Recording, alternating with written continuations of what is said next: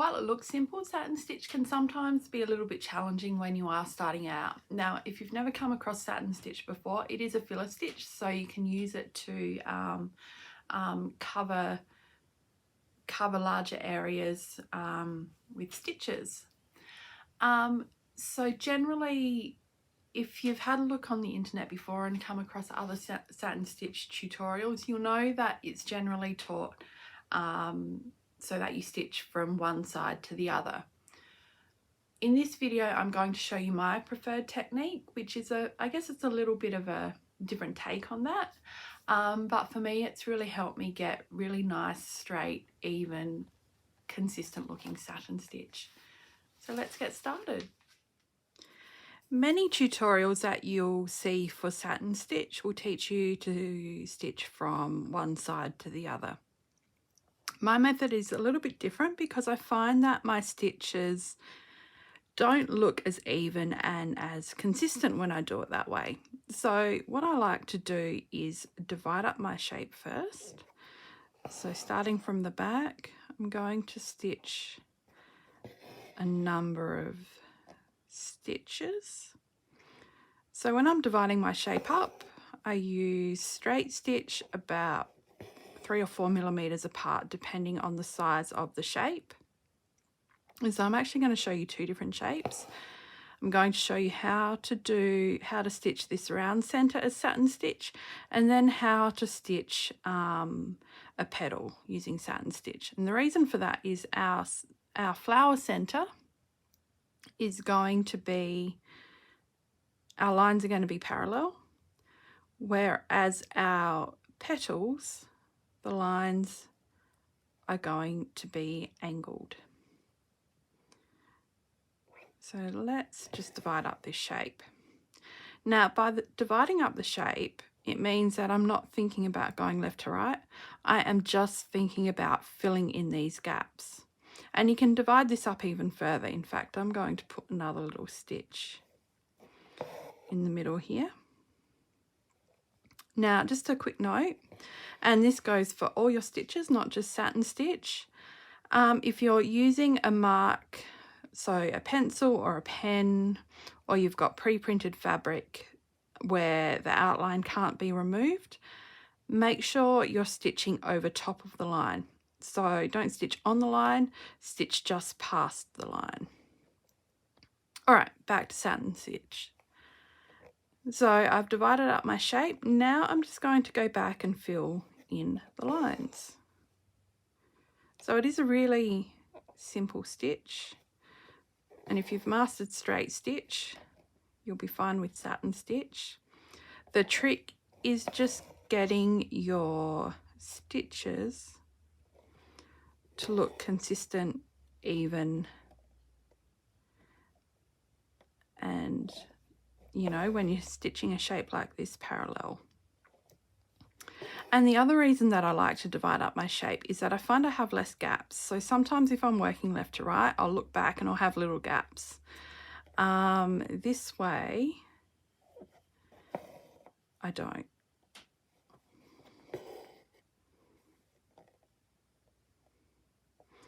And look, if you find like this, the stitch I just did is a little bit angled and I've got a little bit of a gap there. If you find that, you can just stitch over it. You don't feel that you need to unpick it.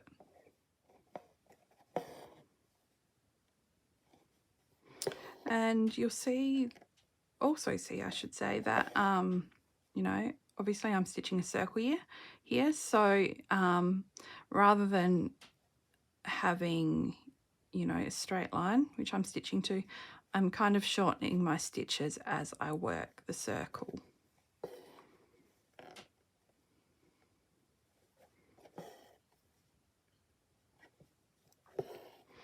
Alrighty, so that's satin stitch in stitching parallel lines. So next I'll show you how to stitch a petal with angled lines.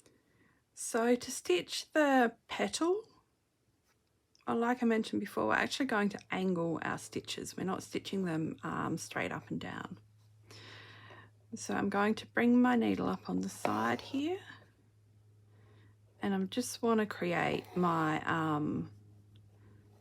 my separations, my dividing stitches, and you'll notice that I didn't start my stitch here, I started there, and that is simply so that you know, my needle won't get tangled up in the knot, because you'll find as you're working it'll get quite bulky here. Okay, so let's just divide this petal up. So again, about 3 or 4 millimeters, and aiming to go just over the line rather than on the line.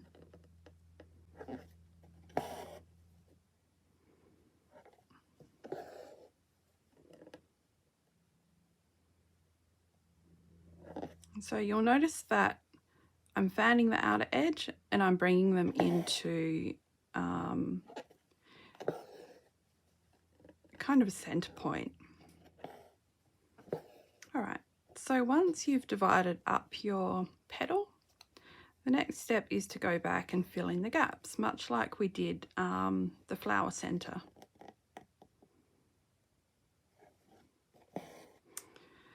But the trick here is to try and avoid getting too much bulk down here. And so what I like to do is kind of alternate the length of my stitches. So these foundational stitches, I try to make sure they come right to the edge of wherever I'm stitching. But next I'm going to alternate between short and long stitches. So I'm going to do a short stitch here. So I'm not stitching right to the end here, but I'm just going to tuck this stitch in between these two stitches, which means I'll fill in this gap, but what I won't do is create a whole lot of bulk, and that kind of blends in here. And by alternating long and short stitches when you're filling in, you can cover any disjointedness. So if I go a long stitch here, you'll see that covers up where I did that short stitch. So next I'm going to do another short stitch, and what I like to do is drag my needle along the fabric so that I'm not stitching through an existing stitch, but by dragging it along the fabric I'm going to be right next to an existing stitch.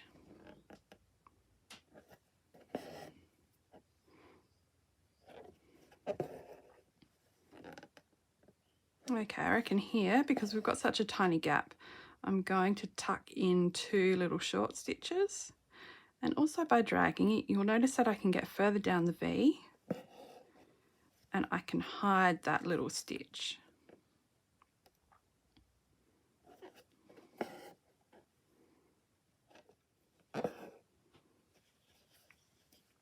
And so I guess the trick is to do, when you're filling in sections, try and do your short stitches first so that you've got space for a long stitch to kind of smooth everything over and tie everything together.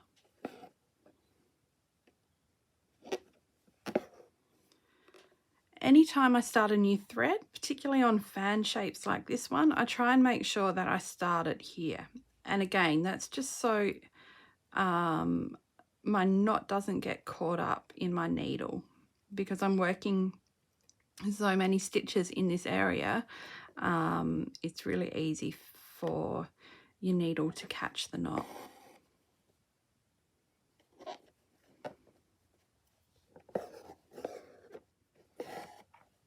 And don't be afraid to go back and fill in any gaps.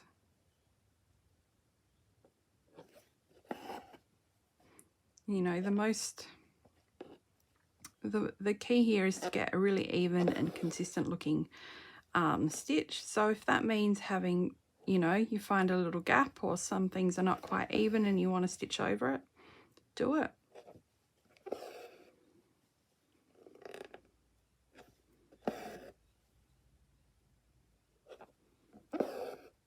You know, I've got a little gap in here where I've done a short stitch. So what I'm going to do is just cover that up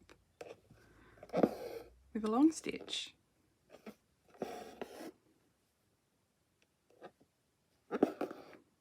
And you can really use these shorter stitches along the side to shape your petal, or you know, if you're stitching another round shape, to shape that object.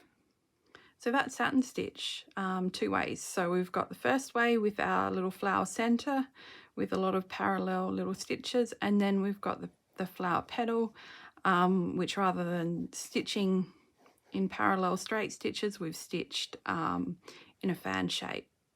So starting from quite a wide area to a small area.